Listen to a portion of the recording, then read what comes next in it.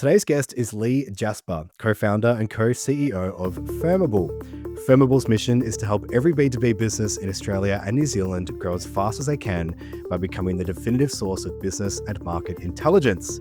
It offers the largest local B2B database with both foundational data and advanced signals like tech stacks, web traffic, real-time buying signals, and more.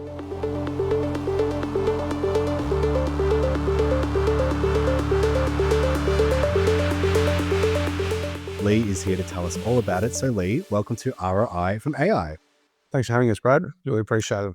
My pleasure. I want to get stuck in with the genesis of Firmable. What inspired you to start this whole company? Yeah, great place to start. So I have a background in tech. I built a company previously, and then we exited that company a few years ago, set up a family office, and we invested in a bunch of different companies. And every single one of our investee companies, which were mostly technology companies, or all technology companies really, had the same problem of having good data for their sales team. So when they're trying to manage an outbound process or responding to inbound leads, how do they have the best possible data set around the companies they're selling to? So it's focused on B2B. There's a problem to solve. What of course happened though, as we started to build the data set, a whole lot changed in the world of tech, particularly around AI. So we were able to use new tools that are available really only in the last few years to help us assemble that data set much more efficiently and most importantly, at a much higher quality. Yeah, I want to jump into some of these data attributes that gives Firmable its edge. You've got the foundational attributes as location and industry, employees, and as I said in the intro, the more advanced ones like web traffic, a tech stack. How do you source and maintain the quality for all these signals? Yes, we have around 60 data sources that we're pulling into the platform. Some of those don't change all that often. So for example, company data can be reasonably static, but we have web crawling technologies that go across all the public information around a company. And then we also source from a variety of other different data sets, from things like data around people and what roles they're in. Job ads is a big one. So we pull in and we crawl job ads ourselves, and then we use LLMs to structure that information for our customers. So essentially that's a couple of examples, but we take those 60 data sources, run them through our processing tools, which again uses a lot of AI, a lot of LLM technology in that, to assemble a data set for our customers, for them to be able to have the highest quality data set when they're making either outbound calls, perhaps as an SDR setting up a meeting, or from a sales point of view as a salesperson, to do the account research they need to do when they're speaking to their customers.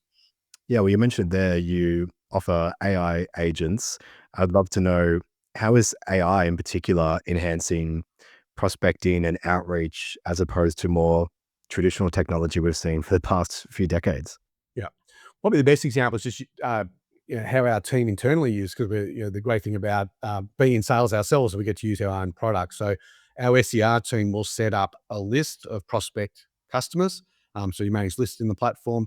And then from that list, I'll set up a variety of signals that they want to track through the system. So our AI signals agents are keeping a track of all of that information and then surfacing insights as to when the best time is to put in a call to somebody. So for example, you can use in our case, we're selling to sales leaders. And particularly we want to know when people are hiring SDRs. That's often a good event for us, a good trigger as to when the best time to do the outreach is. So our SDR team will set up those account lists, set up the signals such that whenever there's a change, they're hiring a new SDR or the SDR manager leaves, they'll surface a signal for them to make that outbound call. So it's doing research on their behalf. And then when that's then handed across to our AEs, when they want to do the account research on company ABC, they'll be able to use our product to go and do that account research for them. And that's all. Perhaps the most important thing to mention is that's all sitting on a high quality data set. So our view is that AI agents are only as good as the data you put into them. So if you're going to have an AI agent in sales, you need to have very high quality data underpinning those agents. So Firmable agents are always high quality data coupled with the AI agent, helping the salesperson be more effective. And so what would have happened previously, they would have spent a lot of time doing their own research, trying to find who they're getting in touch with, making a lot of calls when people aren't ready to receive a call, so wasting a lot of time. And then once they're in the conversation, of course, spending a lot of time on research, which we do for them. So it essentially allows our SDRs and our AEs to be far more efficient with their time through the use of our AI agent technology. And you service two pretty big markets in Australia and New Zealand, and you recently launched a really localized AI sales platform in New Zealand. Are there differences between the two markets when it comes to ANZ, or is it pretty homogenized across both of those? I mean, there's a lot of similarities for Australia and New Zealand, but no market's the same. We're in the process now of assembling an APAC-wide data set. So we'll launch into Southeast Asia, particularly around Singapore, later in the year, early next year. But every country's different. So what we want to do is have the highest quality local data sets. What I mean by every country being different, locations can be different. Sure, Australia and New Zealand are quite similar, but something as simple as a postcode in Australia has a certain meaning. In a place like Singapore, there's uh, there's 10,000 postcodes, I think, in Singapore. So they use a postcode in a very different way to what we do in Australia. So it's much more precise. But then Hong Kong has no postcodes. You have building numbers. So this is every country's different. So that's just an example. In Australia, New Zealand, Australian business numbers. So international providers won't have Australian business numbers or New Zealand business numbers. It's the same in every market we go into. So because we think data quality is the most important aspect, both from just a pure research point of view and just to really underpin the activity of the sales team, but even more importantly for our agents, that high quality data is the most important thing. So we put all of our investment into making sure we localize and have highest quality data sets for individual markets such as Australia and New Zealand. Yeah, well, it sounds like the data sets that you do have available are very vast, very detailed. I would love to know about some of these ethical or regulatory challenges you might have encountered in building such a platform and how you're navigating those. Yeah, so look, in the most part, our data, because it's publicly available data, there's not a problem from a regulatory point of view. We do have phone numbers in the system, so that's something that we respect. Obviously, the do not call register. So if anybody's put their number onto the do not call register, we'll respect that and show that in the application. So we're very careful to follow and make sure we're adhering to all the different regulations in different countries, and in this case, Australia and New Zealand. We'll do that in other countries that we enter as well. But important to highlight that all of our data is publicly sourced, and then if people wish to opt out of the system, they're able to do that. Yeah, easy. Well, you did mention before as well, branching off into these other markets where the data sets might be a bit more complicated or different to ANZ, and that branching out to other markets is part of your success plan. What other metrics of success is Firmable using to see how they're going along? Are you looking at customer retention, pipeline growth, conversion? What does success look like for Firmable? Yeah, so we run a very structured sales team and a set of metrics across our sales efforts. And partly as somebody who's selling, as a company that's selling a sales and marketing product, you expect us to run our sales and marketing pretty effectively. Mm. So we track all of the core metrics. Obviously the high level number of customers, we're about 800 customers today. We'll track our acceleration of revenue, deal size, all those sorts of things. And then what we want is our customers obviously to use the product well. So we're tracking usage and engagement with our product, making sure our customers are getting value from the Firmable data set and from our AI agents. And then obviously retaining those customers. So one of the metrics we focus on is that we want all of our annual customers to keep renewing year over year. And we of course have some customers who will come in and they just want a one-off perhaps a list. So we will have some customers that sign up on a monthly basis and take data as they need it. But the vast majority of our customers are annual plans, and we obviously look to renew those customers as they come up each year. Yeah. And do you have any particular case studies from these customers that have found success that you can share with us? So I'd be careful on who we mention because some we won't mention publicly, but perhaps without mentioning a name, with one of our customers, about 80 users, they started with 40, they've expanded dramatically. They're in the telecommunications space. We've got a lot of tech customers from software providers through to financial technology companies like F Shore is an example of that. I'm sure they're fine for us to mention their name. And again, a lot of these companies will be quite sophisticated in how they build their sales team. So F Shore is a great example of a company that has a very sophisticated sales approach. But then we also get customers at the other end of the spectrum. We have a customer we signed up last month they're from Wagga. They sell basically industrial supplies, high vis vests, those sorts of things. So we run the full spectrum of very sophisticated sales teams that we use our AI agents to augment their sales processes. through to companies that are just getting going and how they build their sales teams, and really are after, at a base level, better data for their sales team to use to access their customer base. And but the customer base ranges from a lot of tech, as I mentioned, a lot of recruiters use us to get in touch with customers, and also to keep a track on talent. A lot of business services, real estate's another example, so commercial real estate customers. So really the full gamut of B2B businesses, anybody who's selling to another enterprise, something B2B, whether that's a large company or right down to small businesses, can use our product for that.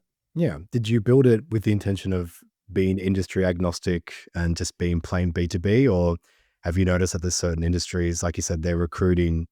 What's been your brand positioning? Have you wanted to kind of run the gamut, or did you have a particular focus at the start? Initially focusing on tech, given we're a tech business ourselves, but we found that as we put the product out there through word of mouth, through our marketing efforts, we had customers coming in from all different types of industries.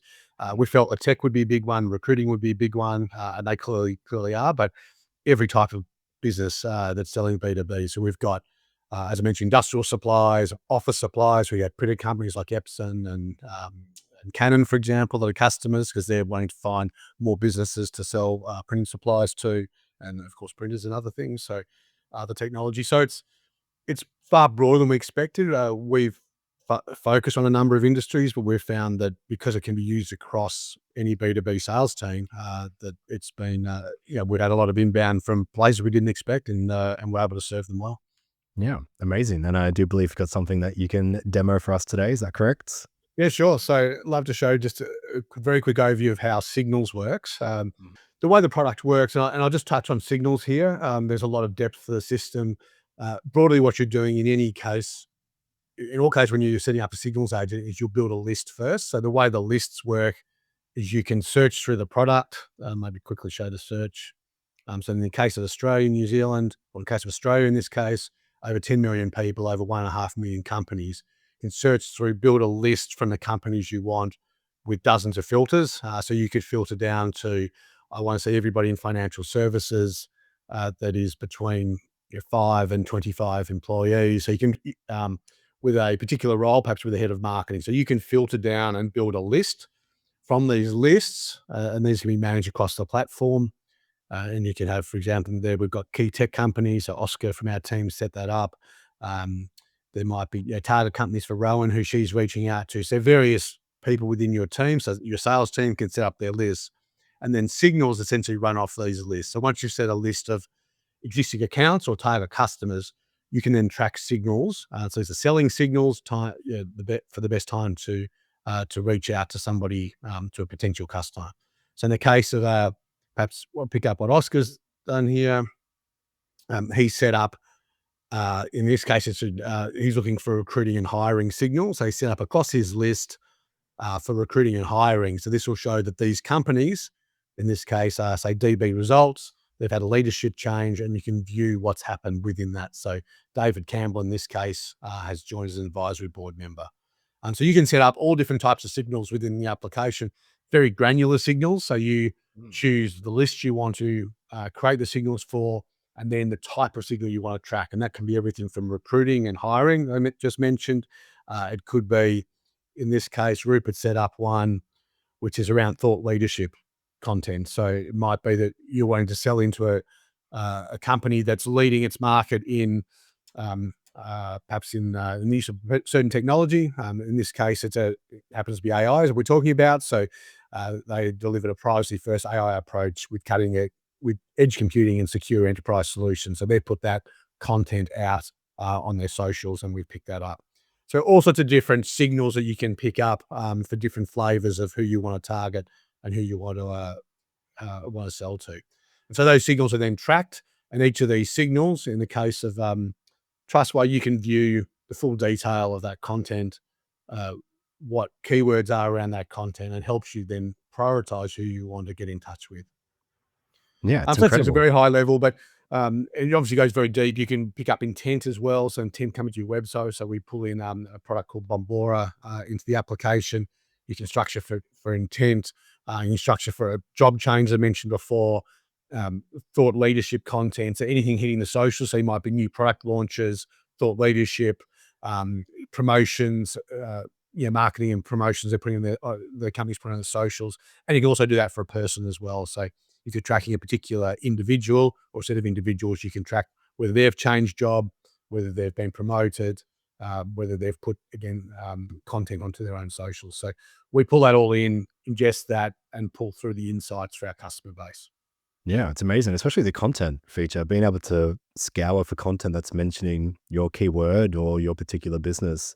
I think it's incredible. I'm more of a creative type and I don't work in sales, but for it to have that use outside of sales is, yeah, incredible.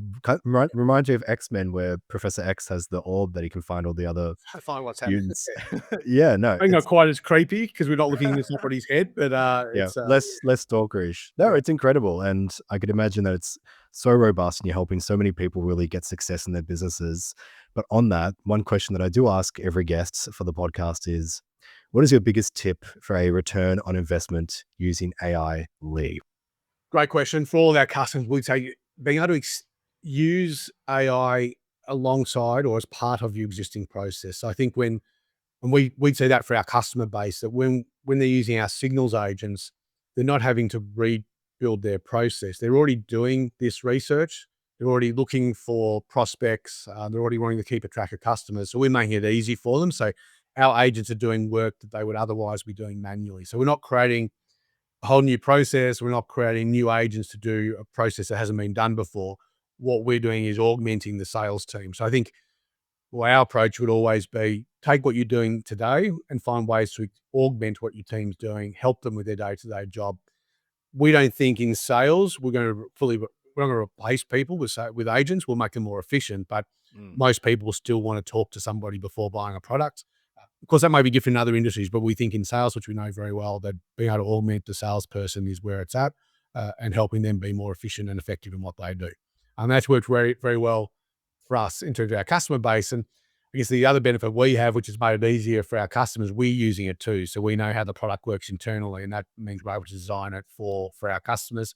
And we're serving, as you talked about before, all sorts of different customers across all sorts of different markets. So it's a mass market approach, and making it super easy for people to use our agents is the most important thing we see from a company, trying to deliver this to our customers, trying to help them get value of it, is just make it easy for the everyday business to use agents. You don't have to be super technical to use our product. Yeah, well, AI is so accessible these days that you can have your established workflow and then just look for those opportunities where you could be more productive, more efficient, and slot AI in and let it do the work for you. Leigh, amazing work. I'm excited to have a little play with signals myself at Firmable, and congratulations on all your success and where you're going in the future. And thank you so much for joining me on ROI from AI today.